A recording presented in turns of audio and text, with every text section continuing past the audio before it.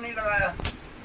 ये जानते थे गुरु सत्ता अजन्मा होती है, वो सर्व ज्ञान का ज्ञाता होती है, वो कभी माँ की तरफ से नहीं आती। इसलिए आपने गुरु जी कहा ये लफ्ज यहाँ कहीं किसी को मत कहना। मेरे को यहाँ पाजी बोलते हैं महाराज जी। महाराज जी। और महाराज जी का मतलब यह है कि इसमें महान रहस्य है। जो निराकार ईश्वर है वो गुरु है और हम उसके संदेशवाहक हैं। जैसे एक बोर्ड पर 3 फेस होते हैं, 1 face Brahma, 2 face Vishnu, 3 face Shankar. जब ब्रह्मा की शक्ति कार्य करती है देह में तो देहधारी को हंस कहते हैं। जब विष्णु की शक्ति कार्य करती है तो गरुड़ कहते हैं। जब शंकर भगवान की शक्ति कार्य करती है तो बुरा नादिया कहते हैं। जब तीनों फेस मिलकर के इंद्र की शक्ति कार्य करती है, तीसरा क्या बोले हमने? नादिया। नादिया, हाँ, नादिया। उसी गाय के बछड़े को नादिया बनाते हैं जिसकी एक जवान अलग से यानी विशिष्ट वक्ता, वो ज्ञान कोई और नहीं जानता। जब तीनों फेस मिल के काम करती है तो वेद में उसे इंद्र कहते हैं और इंद्र के वाहन को ऐरावत हाथी कहते हैं। क्योंकि इंद्र वही बनता है जो विश्व का सबसे बड़ा ज्ञानी है तथा जिसके पास अप्सराएं हैं और खजाने हैं। तो आम आदमी का यूँ कहना कह रहे जो बता देरी ठीक है, हाँ ठीक, मना थोड़े करेगा, ठीक तो हाँ ठीक। तब ऐरावत हाथी बोला जाता है। तब हमारे सनातन धर्म में आवाहन पूजा की जाती है। अब आप आए वाहन से, मेरे पास प्रवचन सुनने कौन आया? सवार है, वाहन तो बाहर ही रह गया।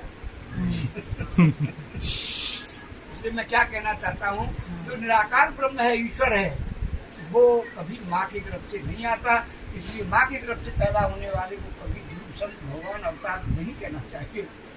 ये शक्ति कभी माँ की तरफ से नहीं आती। गुरु सर्व ज्ञान का ज्ञाता होता है। माँ की तरफ से पैदा होने वाला सर्व ज्ञान का ज्ञाता हो जाएगा। किसी ज्ञान में आप नहीं है, किसी को ये जानते, किसी को ये जानते, किसी को ये जानते, किसी को, लेकिन गुरु सर्व ज्ञान का ज्ञाता होता है। गुरु अजन्मा है, देहधारी जन्म में है।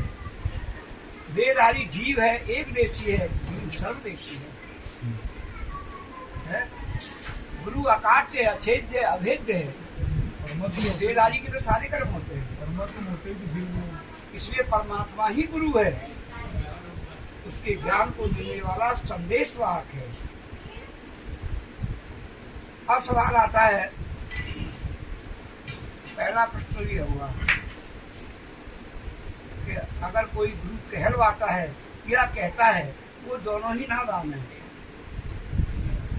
तो पहले जितने भी महापुरुष आए उन्होंने क्यों नहीं गुरु कहलवाया? क्यों गुरु नहीं कहा गया? दासान दास कहा गया। ये तो मैंने आपके प्रश्न का जवाब यहाँ दिया। अब आपका कोई प्रसंग हो तो आगे समझ में आया?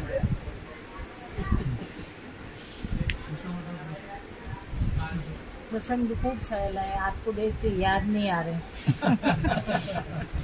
खूब याद आते जाए, पूछते जाओ।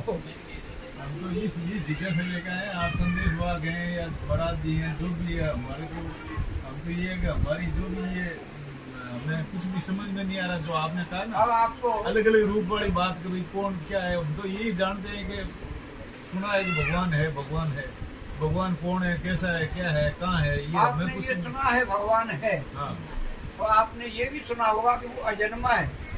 जी, अर्जुनीनाथ है, अजन्मा है, कभी माँ की तरफ से नहीं आता है।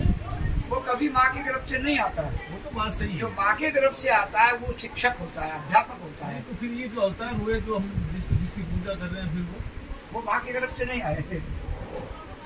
मैं ये सारा प्रश्न बताऊंगा। पहले आपको परिचयात्मक प्रवचन बताऊं, क्योंकि आप ये पहला विषय है कि यहाँ है क्या है? और वह विद प्रमाण के बोलूंगा। जहाँ आप बैठे हो ये जगह गुप्त अवतार इसलिए है।